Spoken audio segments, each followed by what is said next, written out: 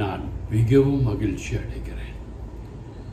ஆண்டவருக்கு கீழ்ப்படிந்துதான் பாருங்களேன், கர்த்தரே உங்களை அடக்கம் பண்ணுவார்.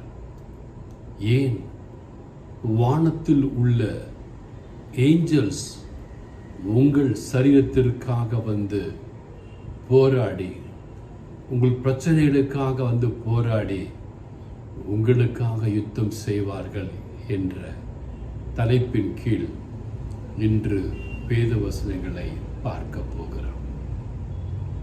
இன்றைய உலகத்திலே நாம் பார்க்கும் பொழுது எல்லோரும் பணத்திற்கு பின்னாக ஓடிக்கொண்டிருக்கிறார்கள். சிலர் மனிதர்களை சேர்க்க வேண்டும், நிறைய சொந்தக்காரருக்கு வேண்டும் சொல்லி ஓடுறாங்க. சிலர் பணத்துக்காக ஓடுறாங்க, சிலர்